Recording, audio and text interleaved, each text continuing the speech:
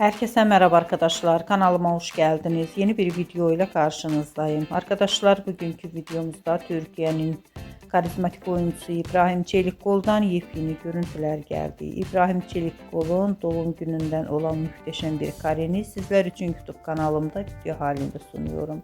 Umarım beğenirsiniz. Arkadaşlar videomu beğendiyseniz kanalımı izlemeyi ve bildirim butonuna basmayı unutmayın. Şimdilik benden bu kadar olsun. Yeni videomuzda görüşmek üzere. Hoşça kalın.